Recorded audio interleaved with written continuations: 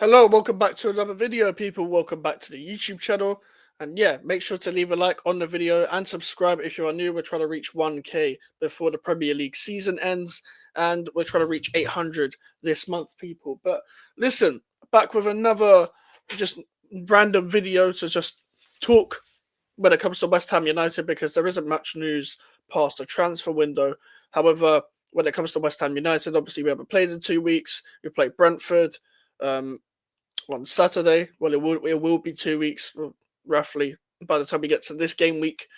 And we've got players coming back. We've had players out for a long time. Didn't do fuck all with a transfer window apart from get Evan Ferguson in and recall James Ward-Prowse, which is minimalistic effort to solve an injury crisis or mini crisis, if you will.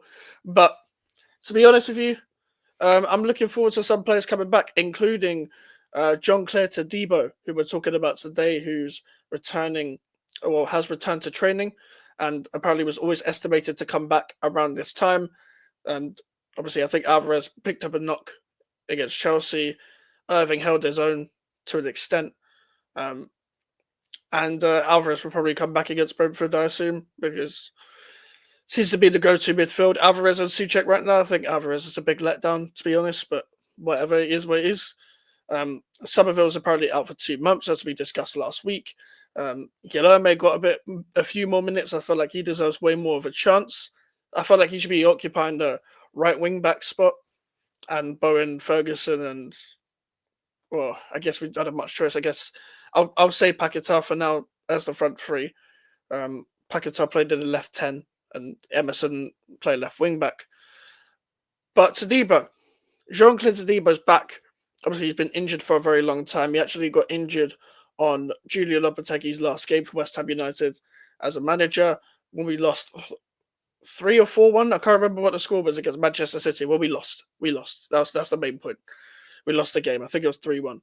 Um, and it was a shame because he was actually starting to play again, and then he gets injured in the manager's last game. We get a new manager in, and we're left with Mavropanos to deal with. And obviously, I've complained a lot about Konstantinos Mavropanos throughout this season.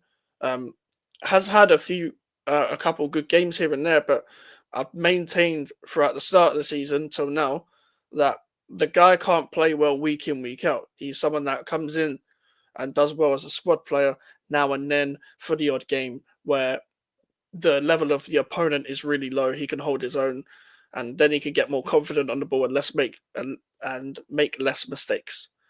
With Jean-Claude Todibo, I don't think he's been, treated right by the previous manager.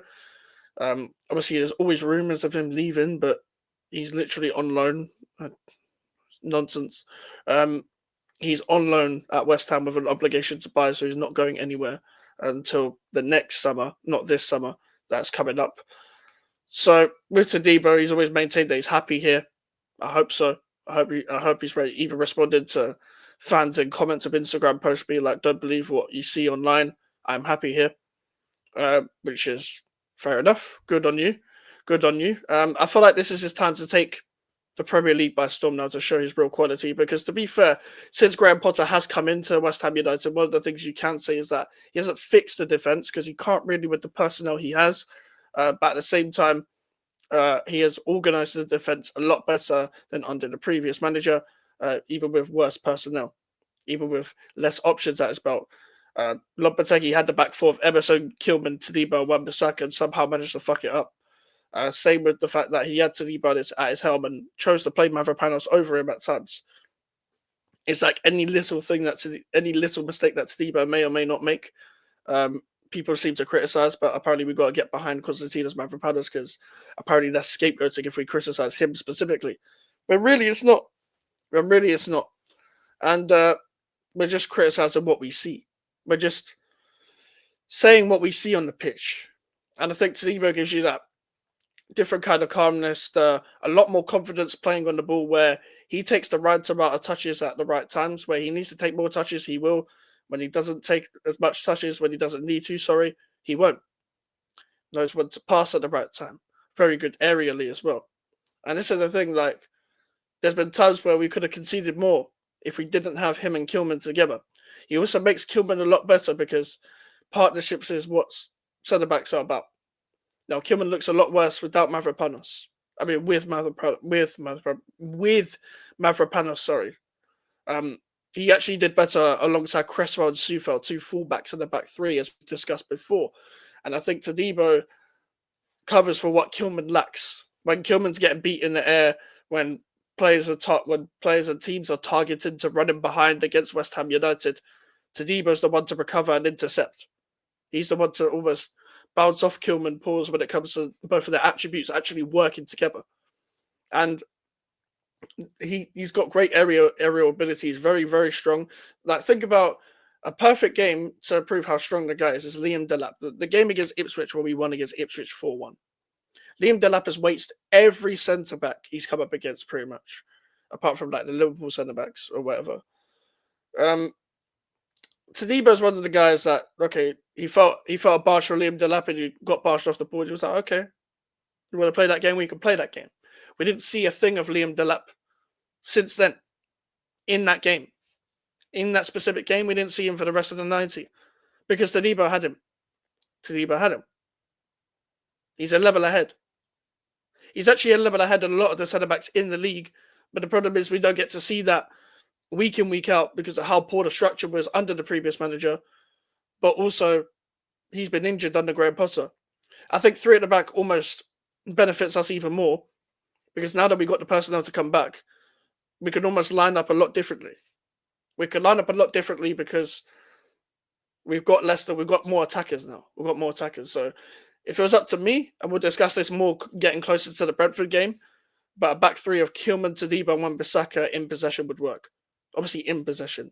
Sometimes it will be out of possession as well with one of the wingers covering that wing back as we've seen before. But it becomes more of a 4-2-3-1 off the ball at times. So I think Guilherme should play that role. I think it will give us a lot more going forward, which is what we've lacked since the injuries against Villa and against Chelsea and in the previous games as well, and against Palace as well. Those games we've lacked a lot of attacking quality, despite the fact that we scored against Villa and we did well for a lot of the chances to create the chances. We're not clinical because we don't have clinical players. You're hoping that gets more out of the likes of Evan Ferguson. But with our defence already tight as it is, to an extent with the personnel we have, added Todibo across that will give you a lot more confidence that you feel like you can keep a lot more clean sheets, which is what we need to do for the rest of the season, is build from the defence first, and then we can focus on how we're going to attack. It will also help us to retain the ball as well. But this other thing is, well, the deep midfielders need to show for the ball, because then we can get more out of Kilman's passing. We can get more out of Todibo's passing as well. And we've seen that Wan-Bissaka has actually done very well and very decent in the first phase of play as of recently as well. But that's my opinion. I'm looking forward to Todibo coming back into the side, really put his hands on things and playing in a system that suits him. And he's going to come up in it. I'm assuming he plays this weekend. He's going to have a big first test coming up against Reset and Mbeumo. Tottenham kept a clean sheet against them. So let's see what happens. But listen, people, I might have a stream after the Champions League game, so I thought I'd get out another video because I'm probably not going to do a watch-along for the City game. But I should have maybe a show afterwards, maybe just a random footy talk show. But if not, then we'll have a show tomorrow with Prime. We should anyway. And then we'll have the darts on Thursday, have a preview on Friday. But listen, people, make sure to like the video, make sure to subscribe. Social medias are in the description if you want to follow me, and the email for the inquiries. I'll see you guys later.